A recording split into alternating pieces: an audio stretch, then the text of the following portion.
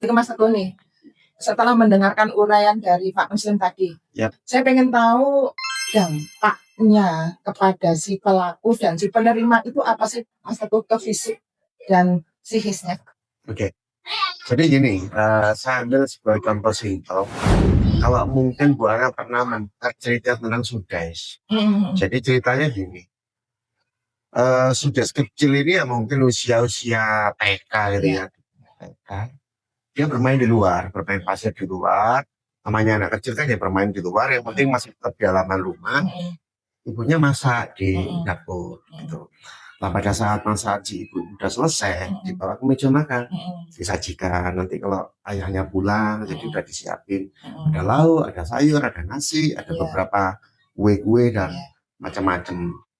Nah, akhirnya ibunya balik lagi ke belakang, meneruskan masaknya.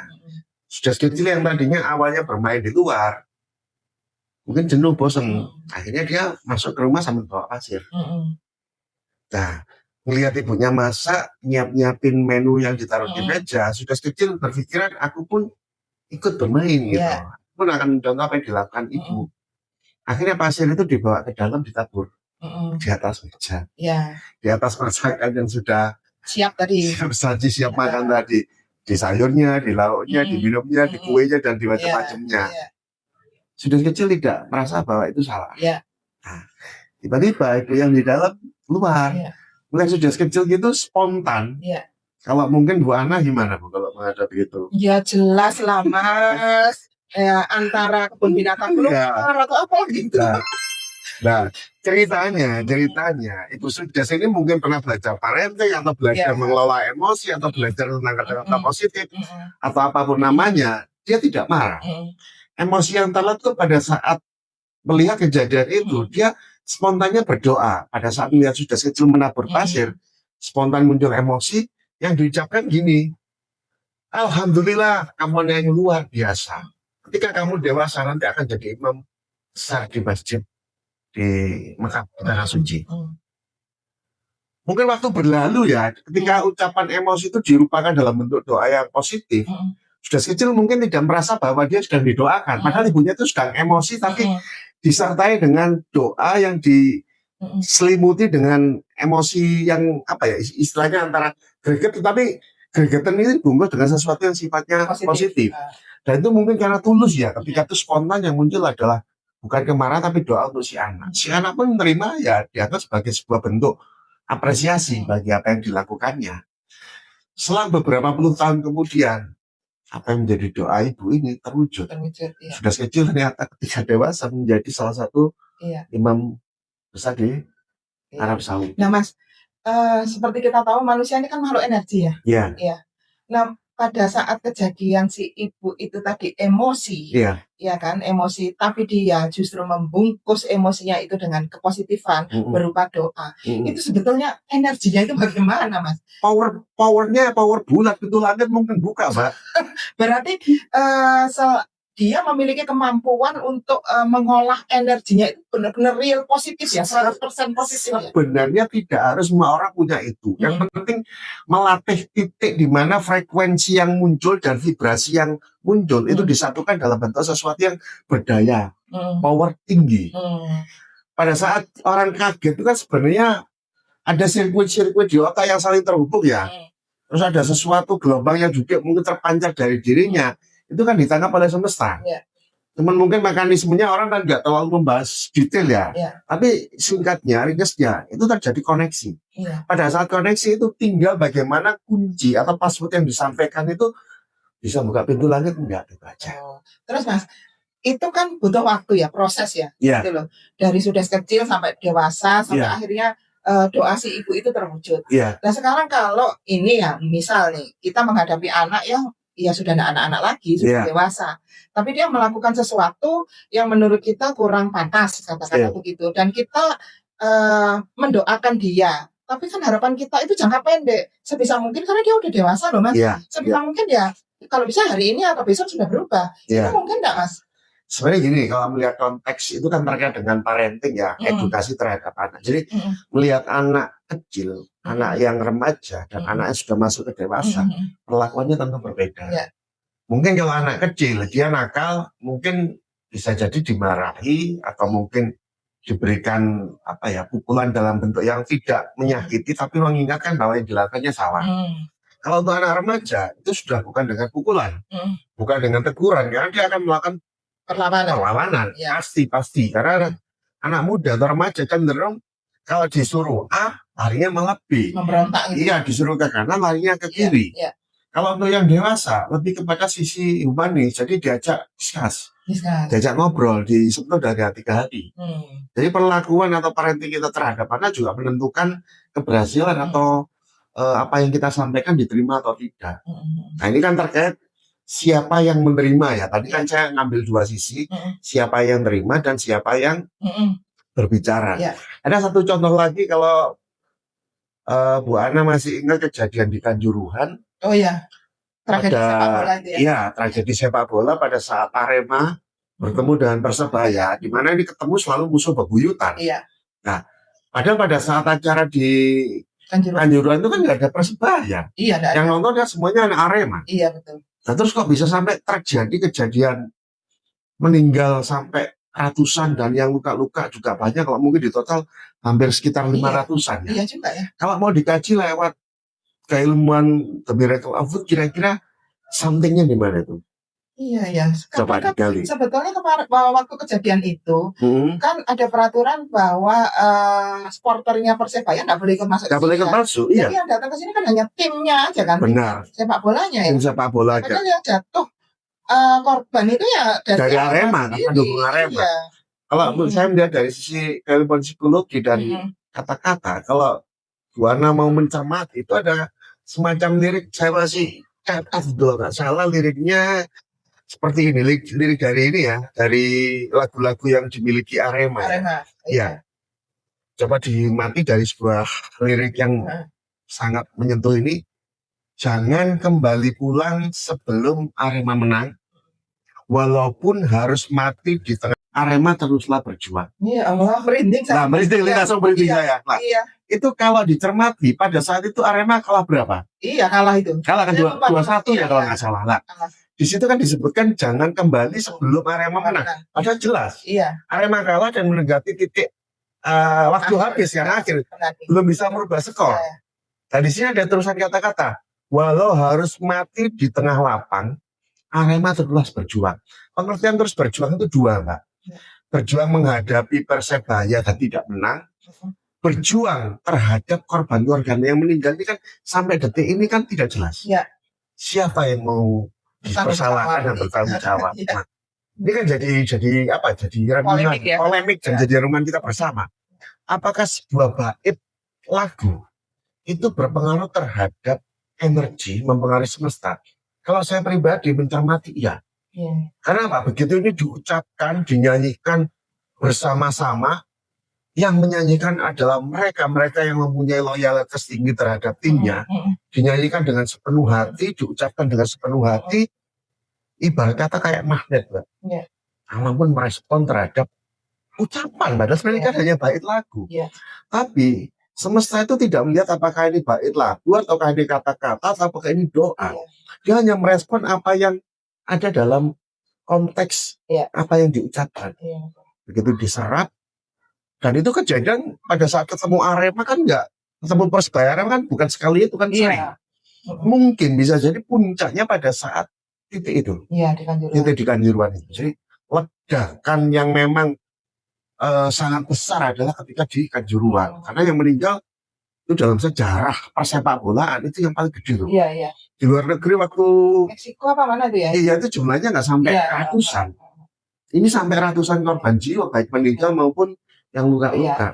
Kalau mungkin dari cermati dari keilmuan yang lain mungkin cara pandangnya beda ya, mungkin polisi segala macam argumennya seperti itu, mungkin dari sudut pandang pengamat sepak bola lain lagi, mungkin DCO karena pintunya digembok, kehabisan nafas karena gas air mata, mungkin dari sudut pandang yang lain macam analisanya. Kalau saya melihat dari sudut pandang apa yang dinyanyikan di bait-bait atau di lirik-lirik itu mengandung sebuah power atau daya yang menjadi energi yang akhirnya memunculkan Yang jelas kalau kita itu mengambil sudut pandang yang objektif aja dari sisi keilmuannya, ini kaitannya dengan keilmuan. Tapi kalau mereka kan lebih ke subjektif ya, cenderungnya menyalahkan kurang ini, kurang itu, apa dan lain sebagainya.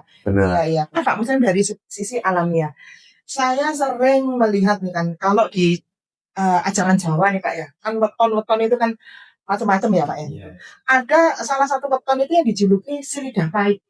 Si lidah pahit itu artinya jangan cari gara-gara sama dia.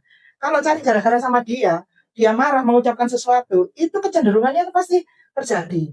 Nah, apakah ini ada kaitannya dengan energi, vibrasi, dan frekuensi ini? Iya atau bagaimana? Mas Teguh atau Pak Muslim dulu ya? Oh, Pak Muslim dulu, monggo. Ini positifnya di weton. Iya, yang saya lihat itu kan begitu. Padahal yang kita bahas ini tadi, bahwa sebetulnya setiap manusia itu kan memiliki kemampuan ya Pak ya, yang sama gitu loh. Misal si A, si B berdoa sama, mintanya sama, harusnya kan dua-duanya dapat hasil yang sama gitu loh. Tapi karena energi, vibrasi, dan frekuensinya yang berbeda pada saat berdoa, itu mengakibatkan mereka mendapatkan hasil dari doanya itu berbeda, entah beda waktunya atau beda wujudnya kan begitu.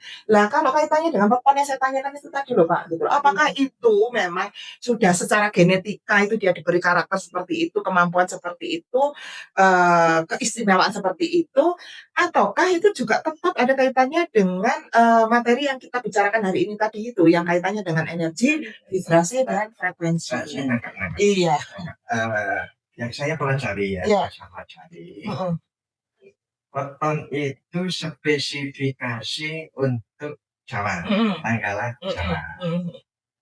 Di Masehi ya ada spesifikasi hari-hari penting, Di Cina juga ada pada musim-musim tertentu itu akan terjadi pembakaran mayatnya, itu ada, lupa saya namanya, yang bakar uang dibakar. Demikian juga di Hijriah saya pada Muharram ini punya kelebihan, pada Ramadan ini kompleks sekali. Iya, berlaku iya. Tinggal kita mau pakai pakem yang mana. Ya. Cuma itu tidak menentukan bahwa orang yang lahir dengan weton Selasa, misalnya ini selalu menimbulkan daya tarik secara keseluruhan. Syarat dan berlakunya teori harus dipenuhi. Ketika lahir dengan anggorokasi, kemudian kesehariannya dia begitu bagus, sekolahnya bagus, pergaulannya bagus, ini lebih mudah tumbuh. Tapi kalau lahir anggorokasi, di lingkungan yang keberong, yang merah gitu kan, yang merah maksudnya ke daerah-daerah yang mabuk-mabuk dan sebagainya begitu kan, ya akan cenderungnya dia tak anggorokasi, anggorong murko, ya kan. Tetapi orang-orang yang terlahir dari teberong, yang keras itu, lahir seorang yang bagus ada di sejarah ada, bagaimana para nabi, para filsuf, para agama itu lahir dari daerah yang keras. Sementara dari lingkungan pondok, dari lingkungan yang agamis, muncul seorang penjahat besar jahat. Betul. Nah itu pakem itu semacam metode atau teori. Teori ini berlaku dengan syarat dan ketentuan jika teorinya dipenuhi syarat-syaratnya. Jika tidak penuhi, maka weton juga bisa salah.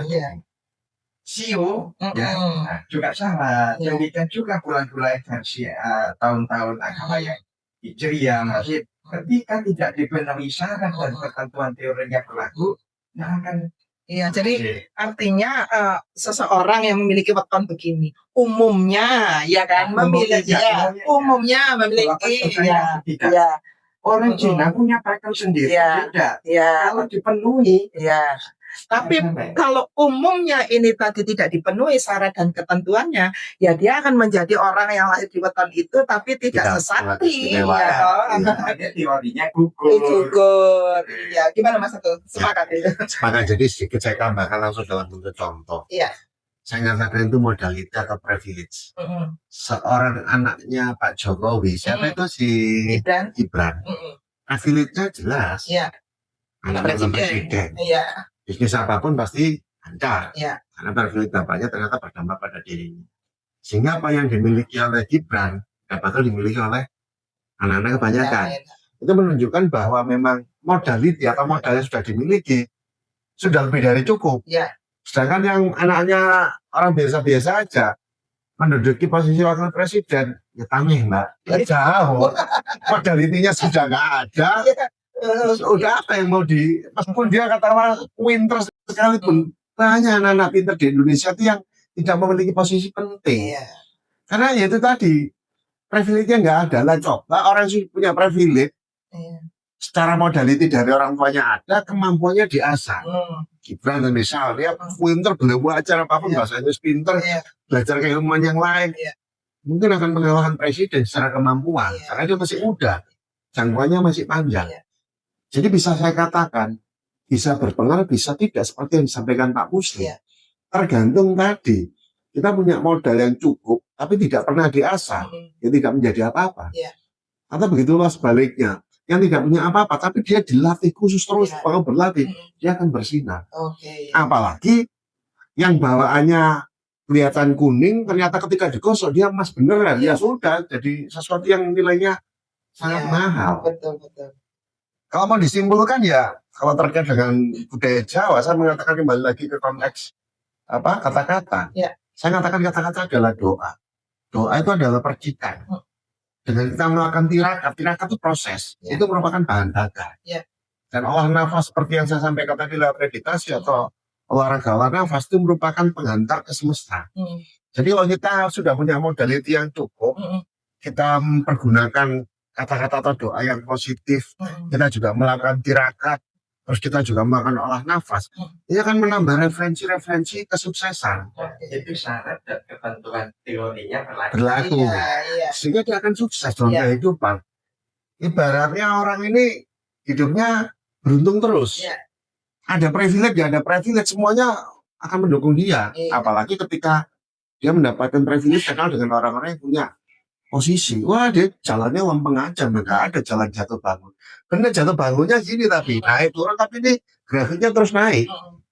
Nah, pertanyaannya, kita nggak usah berkecil hati ketika kita tidak punya privilege apapun, dan jangan bangga orang punya privilege sekalipun kalau dia tidak pernah mau mengasah dirinya menjadi lebih baik. Iya, luar biasa. Ya, jadi pemirsa, menarik sekali pembicaraan kami pada siang hari ini. Jangan lupa ya, jadi manusia ini makhluk yang memiliki energi, vibrasi, juga frekuensi. Jadi mau kita sukses, mau kita tidak sukses, mau kita punya fasilitas, tidak punya fasilitas, jangan itu menjadi sebuah penghalang apapun kepada para pemirsa semuanya. Karena sukses baiknya kita itu juga tergantung bagaimana kita mengolah ya Mas Teguh ya, diri kita sendiri ya, betul ya.